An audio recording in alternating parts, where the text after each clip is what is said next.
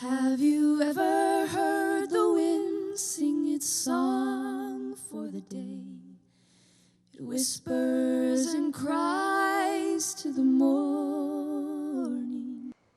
Good day, my name is Bob Nisbet, your host for an interview with Sean Stevens, Executive Director of the environmental group Oregon Wild. Sean, welcome to Tualatin Valley Community TV. Thanks for having me, Bob. Sean, why don't you give us an overview of Oregon Wild? Sure. Well, Oregon Wild, as you mentioned, is an environmental group.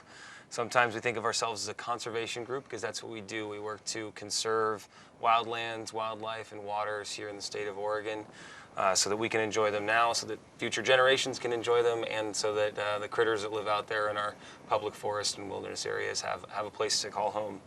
And we've been around since 1974, so we're inching up here. Next year is our 40th anniversary as an organization, and we're one of the oldest statewide groups in Oregon doing what we do. And do you have your main office is in Portland? Do you have other offices? Yeah, we were born in Eugene. Actually, some University of Oregon students and faculty that got interested in the issues and founded the organization. Had the first meetings in '72 and then incorporated it in '74. We still have an office in Eugene, but our headquarters are in Portland and have been for over 20 years. And so headquartered in Portland, office in Eugene, but we also have an office in Bend where we have a staffer who's been with us basically since the beginning of the organization, a guy named Tim Lilleboe. And we also have periodically had offices in Southern Oregon, in Klamath Falls, or in Ashland. So we truly are statewide and have been. So anywhere where there's forest to protect and wildlife to make sure are safe, that's where we're doing our work here in Oregon. And so how big a staff does this include? You know, right now we are at 12 staff, and that's somewhere in the middle of where we've been throughout our history. It tends to kind of go up and down depending on what the issues are and how much funding we've got coming in the door. So 12 staff, people that are focused on wilderness designations, people that are focused on monitoring what federal agencies are doing to manage forests, to manage wildlife, commenting on those projects, getting citizens involved in the process so that they can have a say. Folks that focus on wildlife issues, wolves are a big issue right now for us. And then folks that keep the doors open and the lights on. So I know we're going to talk about wilderness, and there was I guess the last wilderness bill that affected Oregon passed in 2009, but it took a lot of years, a lot of work that your organization was involved with that bill to get that passed. And Yeah. after that passed, you didn't rest on your laurels very long, right? You really can't. I think first of all, it might be helpful for the audience to know exactly what wilderness is, because I think the term gets used a lot, but when you're talking in the legal sense, there's a very clear definition for it. And so we have public lands, our national forests, wildlife refuges, etc.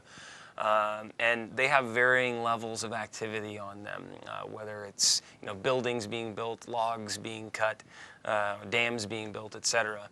But in 1964, Congress decided that we should have something called wilderness, which was going to be the highest level of protection we could have for any piece of public land.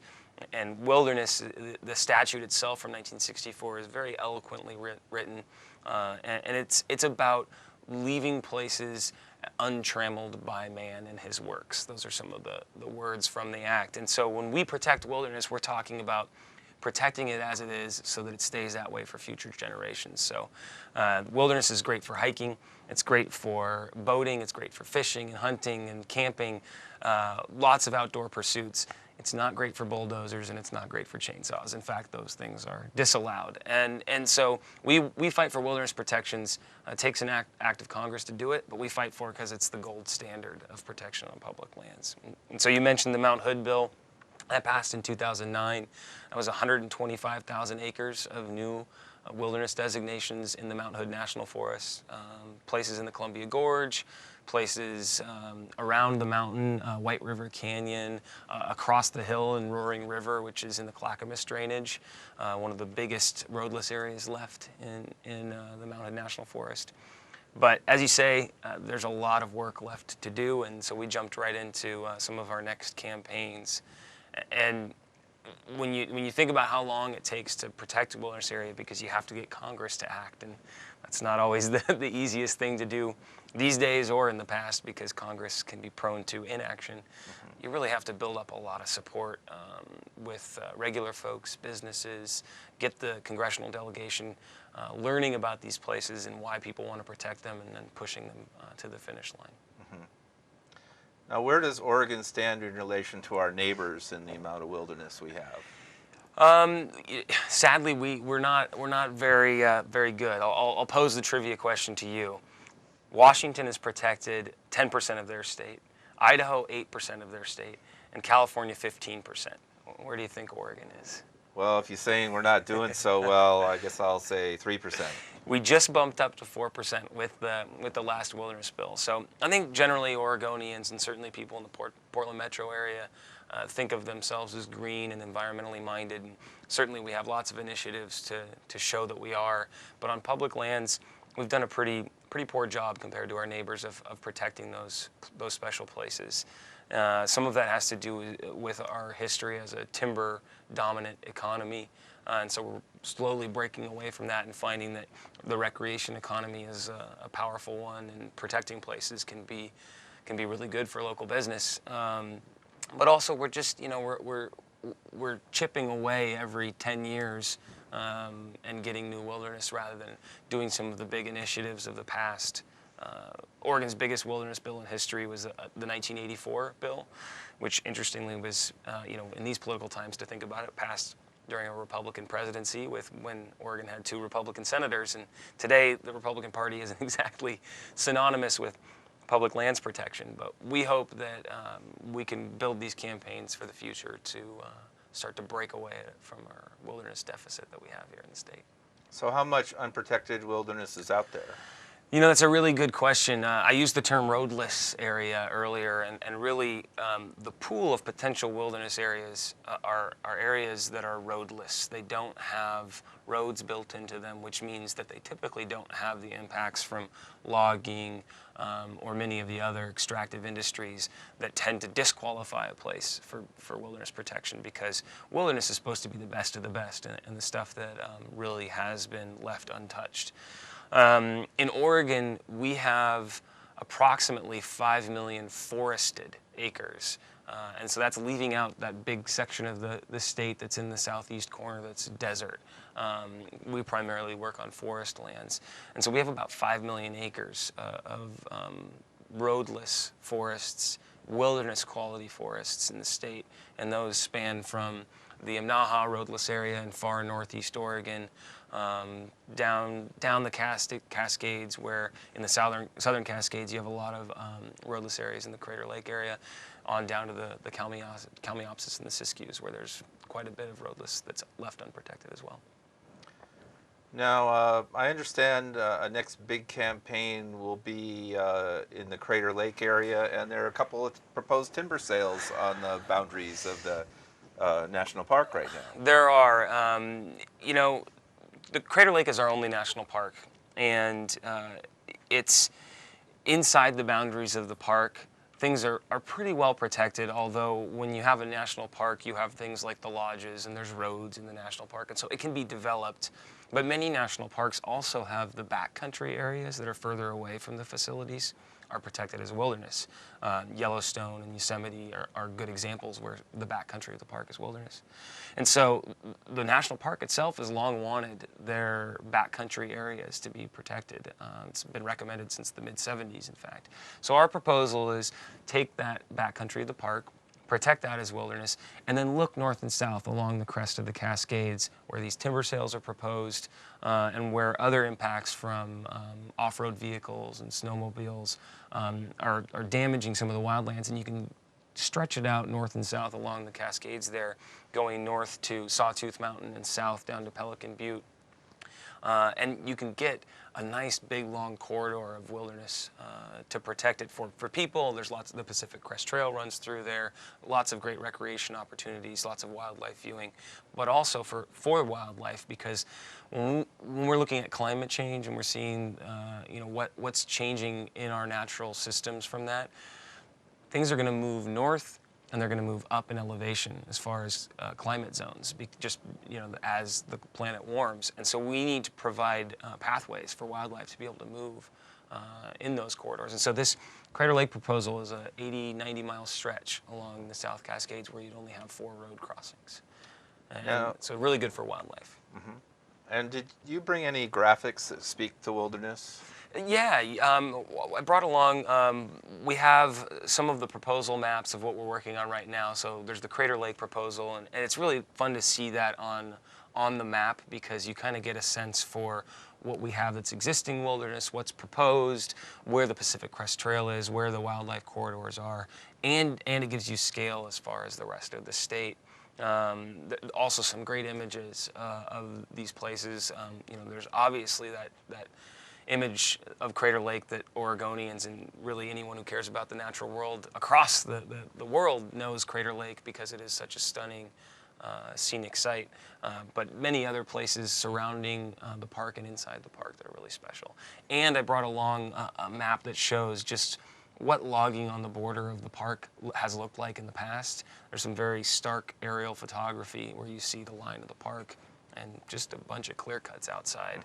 Mm-hmm. And really in roadless areas and places where that are wilderness quality and really important for wildlife. That's not the kind of management I think that Oregonians expect, especially right next to our only national park. Mm-hmm. Now, let's talk about forests in general. Where do we stand almost 20 years after the Northwest Forest Plan was adopted? You know, the Northwest Forest Plan was the first time that the region, Western Oregon, Northern California, Western Washington, had a scientifically based management plan. Before that, it was timber first and everything else be damned. And what we've seen in the last 20 years as the Northwest Forest Plan has been implemented is that species that were on the brink of extinction, like coastal coho salmon, spotted owls, marbled murrelets, and hundreds of others that don't make the headlines, they're starting to get a little bit of a reprieve from those days of decline. It doesn't mean that everything's rainbows and unicorns, because what this Northwest Forest Plan did was slow the bleeding. It didn't actually protect all of the habitat. It didn't protect all of the old growth. But that's what Oregon Wild and other groups have been doing for a long time, is trying to apply the Northwest Forest Plan and make sure that these special places for wildlife, for recreation, more and more we're learning how important our old growth forests and mature forests are for climate change, because there are these huge carbon sinks. It's not yet a well-known fact, but Pacific Northwest old growth forests store carbon more efficiently than any other terrestrial ecosystem on Earth.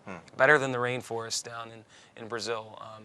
They take that carbon out of the air, it gets sucked up through photosynthesis, and they pump it right into the soil and into the branches, and it's stored there unless you go in and log, because then you're losing all that carbon storage. The soils get disturbed, carbon escapes. So the Northwest Forest Plan has put us on a good course. But there's always a lot of pressure from industry and from some politicians to get back in and log more old growth, even though we have something like 10% left in the state. So progress, but struggles ahead, because it's always, until these places are permanently protected, it's always going to be a battle. So can you speak to specific threats to Western Oregon forests? Yeah, people might be familiar with the fact that the Secure Rural Schools payments, this was a piece of legislation that Senator Wyden came up with after the Northwest Forest Plan was adopted, to try to give a cushion to some of the Western Oregon counties that were timber reliant in the past, because they got money whenever timber was sold from our federal forests. They got a cut of that money to help fund county government. And with the harvest going down from public lands, Senator Wyden said, okay, let's put some payments in to help ease the transition for these counties. Those have been extended a couple of times, but with the penny pinching in Washington right now, you're seeing those payments going away. Unfortunately, that leads some politicians to say, oh, well, then we'll just go in and log more again to make up the revenue. And Representative Peter DeFazio, he has been a champ on many things, including the Devil's Staircase Wilderness Proposal and the Wild Rogue Wilderness Proposal that are currently in front of Congress. But he came up with a pretty bad plan for forests, and it would take about 1.5 million acres in Western Oregon and put them into a timber trust, basically to be managed as private lands. Anyone who's driven from the Willamette Valley over the coast knows what private land management looks like in the state of Oregon. It's a lot of clear cuts and a lot of sullied streams. So we're hoping that plan is not, it's not a forward-thinking plan. It would take us back to the days of the 80s when we were more about cut and run than thinking about ecosystems and what it meant to manage things for multiple uses, including wildlife and clean water, et cetera. So that's the threat that's out there right now, but there's also opportunity. And do you have some photos to share of forests? Yeah, you know, some of the photos that I brought along actually are of some of these special places on these O&C lands is what they are called, but really they're just BLM forests in Western Oregon, BLM, Bureau of Land Management, public, federally owned forests that we all own, and many of these areas are at risk from plans that would increase logging to fund counties, as Representative DeFazio's plan would do. And so I brought some of the standing trees and the beautiful old growth that you see on these lands, typical of many of these spots. But I also brought some photos that sadly show what it looks like just adjacent to these lands when they're managed like private lands, and what you could expect as far as clear cuts and dirty streams if we were to treat our public lands as industrial lands. Mm-hmm. Now, why don't you speak to what Oregon Wild is doing for water protection? Sure. You know, one of the cool facts about Oregon, and Oregon Wild has played a big part in making this happen, is that we have more waters protected under the federal Wild and Scenic Rivers Act than any other state in the country, which is pretty amazing when you think of a place like Alaska and how vast it is and how many amazing rivers they have. But we've protected, I think, 57 waterways as federal wild and scenic rivers. And by far and away, we lead the country in that regard. But unfortunately, the Federal Wild and Scenic Waters Act doesn't protect all streams from mining. And it's turning out that mining is becoming a big threat to Oregon's waterways, especially in southwest Oregon. Just a few years ago, the state of California banned what's called suction dredge mining. Mm-hmm. And suction dredge mining is basically miners go out, they have a raft that they have a diesel engine on that's connected to a hose that they stick in the riverbed, and that engine fires up and sucks the riverbed up into a sluice box where the gold is heavier and so it falls out. But the rest of the sediment is put back into the stream, but it's pumped out, and so it's a big sediment stream that's flowing down the river. And so this is really bad for salmon because you're basically sucking up these gravel beds where they lay their eggs. When you get 20, 30 of these dredger machines out on a couple mile stretch, it's not very good for anyone else that wants to enjoy the river, whether it's swimming or just hiking by, because they're noisy and they're polluting. And it's become a big problem. And what we've seen in Southwest Oregon is that the miners from California, where the practice was banned in 2009, are coming to Oregon now. And so we've seen a big influx of this practice. And so we're trying to figure out a way in the Oregon legislature to work with some local representatives, Senator Alan Bates from Ashland, to figure out how we can get a handle on this problem. And one way would be to expand our state scenic waterway initiative. This was an initiative passed in the 70s by a 2-to-1 margin by the Oregon public, and it hasn't been added to any new rivers or lakes since 1988. And so there's a lot of potential rivers in southwest Oregon and a few other spots in the state where this suction dredge mining is really picking up steam and harming the wildlife values and recreational values. And so we think that might be a really nice way to say, okay, let's pick the best streams and make sure that they're protected. And so we're working on that right now in the legislative session, and it'll be interesting to see where it goes, because I think there's a lot of support in Oregon for protecting our waters. And do you have some images of a suction dredge or water protection? Yeah, there's a couple of photos of the suction dredge machines themselves, and they kind of look like what they sound like. And I always look at one and try to think, like, what would it be like if I was walking by on the river and heard that, because it really is like having a big old lawnmower engine strapped to a raft, chugging away. And then we have some photos of really really scenic, really salmon-rich rivers in Southwest Oregon, the Chetco, Rough and Ready Creek, the Illinois River, where this practice is really concentrated and is causing a big problem. Okay, let's move on to what you're doing for wildlife. Yeah, sure. Well, as I mentioned before, a lot of our wilderness and forest work tends to be at the service of wildlife because we're protecting habitat. And so when we think about forest, we obviously think about the northern spotted owl. And I mentioned coastal coho and marbled murrelets, which are a couple of other species that are listed under the Endangered Species Act, and so they need protection for their habitat. But there are hundreds of other critters that need these habitat blocks, and old growth forests tend to be really great incubators of wildlife because they're diverse. There's different types of trees, there are different ages. The soil structure is undisturbed by logging, and so allows for a lot of the underground stuff that we don't usually see, but supports the rest of the food web, from mushrooms to rodents, etc. And so a lot of the wilderness and forest work is aimed at making sure we have big blocks of undisturbed wildlands so that wildlife can thrive. But more specifically and recently, a lot more in the headlines has been wolf recovery in Oregon. Oregon was home to wolves historically, as was the rest of the lower 48 and Alaska. And we drove them nearly to extinction in the U.S., and in fact, we totally eliminated them from Oregon. And by 1947, actually, the state of Oregon, our first meetings in the 1800s to try to establish a state were centered around the problem of marauding wolves.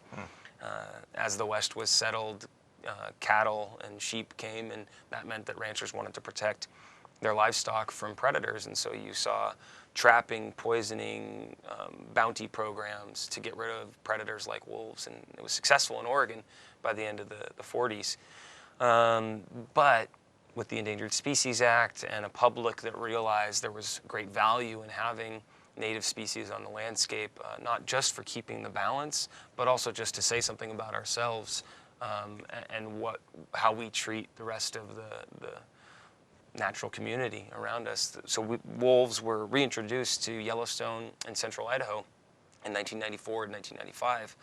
And since then, the population has grown and moved to the neighboring states. And in Oregon, we saw the first wolf come back to the state in 1999.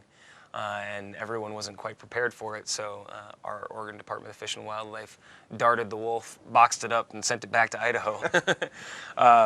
But it allowed us the opportunity to say, oh, wolves are coming. We better figure out what our plan is. And so by 2005, with a large stakeholder process, ODFW had finalized a wolf management plan. And really, that plan was trying to say, okay, we know wolves are coming. We know with wolves is going to come this issue of sometimes, every once in a while, not so often, they're going to kill some sheep and cattle. What are we going to do about it when that happens? And the wolf management plan was designed to say, we're going to do all we can to try to have non-lethal methods for ranchers to learn to live with wolves again. They haven't been here in 60 years. Let's give it a try, like we didn't before. And so if there were going to be any instances where wolves were killed for conflict with livestock, it was going to be as an absolute last resort. We've seen that play out in a pretty mixed way in Oregon. Most of our wolves are in Northeast Oregon, and we have had the state kill 4 of them since they started returning. That's of a population that, as of today, is estimated to be 46, 47 animals. But many in Oregon might be familiar with the story of OR7. This was a wolf that was born to the Imnaha Pack in Northeast Oregon, Oregon's largest wolf pack. And he started out up in the Eagle Cap Wilderness and broke out, as many young wolves do, to try to find their own mate and start their own packs because of the hierarchical structure of wolf packs. You have the alpha, and that's the one that gets to breed, and so everyone else either lives under the alpha's thumb or decides to go somewhere else.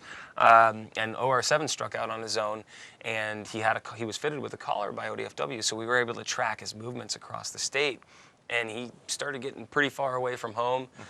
Soon enough, he was over the Cascades, right near Crater Lake National Park, and he was the first wolf west of the Cascades in 60 plus years. But he kept on going, Right. And he made it across the border. He swam over the Klamath River into California, and he was the first wolf in California in over 90 years. And so really inspirational story because most of the time we focus on controversy when it comes to wolves, and this was just an exciting way to focus on just how amazing they are. Very good. Now, we only have a couple minutes left. I'd like you to talk about, there are ways where people can get involved with Oregon Wild. You have Sure. events. Yeah, simple ways to check us out online at OregonWild.org. We're on Facebook and Twitter, and we really try to do a good job of informing the public about ways that they can take action and get involved in how their lands and the wildlife that live on those lands are managed. And so, you can see about timber sales that are coming up that we're tracking, or the wilderness proposals that we're working on and how you can get involved. Events, we run a quarterly event in Portland and Eugene called Oregon Wild Wednesday, and we bring a speaker to a local pub, and they're talking on a topic that's related to the work we're doing, but it's usually an author or a videographer or someone who knows the inside secrets for where to kayak on Mount Hood, and stuff like that, so to get people involved and interested in conservation. We also have an event on March 27th that will feature our competition that we've run for the second year now called Oregon Wild Madness, and it's sort of a bracket style like March Madness, the college basketball tournament, where we have wild places facing off against each other, and you can vote, and we'll unveil the final 4 contestants in that at Base Camp Brewery in Portland on March 27th. And you have people that lead hikes on a regular basis? We do. We lead a year-round hike program, snowshoe hikes in the winter, wildflower and waterfall hikes in the spring, a big series across the state called Oregon Wild Summer during the summer, and then we have some mushroom hikes in the fall, which are always well attended and very interesting because if you're anything like me, I geek out on the mushroom stuff. And a wolf rendezvous where you try to go and get close to the wolves and hear them howl and that kind of thing? The Wolf Rendezvous, I think we will run now for the 4th year in a row this summer. It'll probably be in August. Details will be coming pretty soon. We don't guarantee that you're going to see wolves. There aren't that many. We don't guarantee you're going to hear them, but you're going to get to see some beautiful country in the Wallowas, see where wolves live, talk to some people who live out there who are excited to have wolves out on the landscape, and generally learn more about the wildlands and wildlife that we have here in Oregon. Okay, well, thank you, Sean, for coming into TVC TV and telling us about Oregon Wild. It was my pleasure. Thanks so much.